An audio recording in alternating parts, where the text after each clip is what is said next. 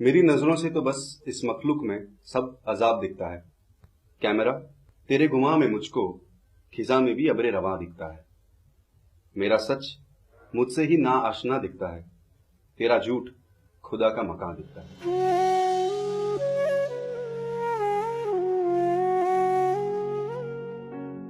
Cinema હંમેશાથી મારા જીવનમાં બહુ અગત્યનું સ્થાન ધરાવે છે અને એવો જ એક વાક્યો છે જ્યારે કેવી રીતે જઈશ અમે બનાવી ત્યારે સહેજે અંદાજો નહોતો કે ફિલ્મ ચાલશે, ફિલ્મ લોકો જોવા આવશે કે નહીં આવે, ફિલ્મ લાગશે બી કે નહીં.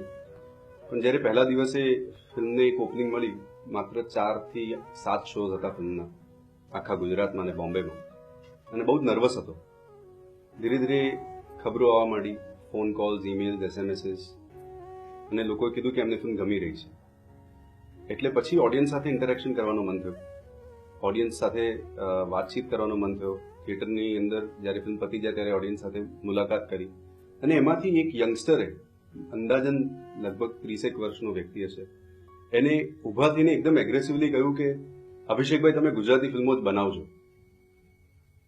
એ મોમેન્ટ અને એના પછી આવનાર 4 અઠવાડિયામાં 4 થી 700 થી લઈને આ ફિલ્મ 80 શો સુધી ગઈ અને 112 દિવસ ચાલી.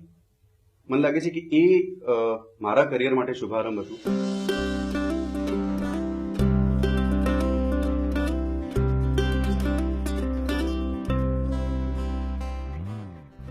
એ જે શુભારંભ ઓડિયન્સે ગુજરાતી ફિલ્મો મલ્ટીપ્લેક્સમાં જોવાનું કર્યું, એનાથી મારા પણ કરિયરની એક શરૂઆત થઈ.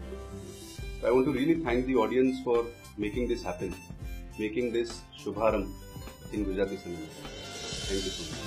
Shubharam.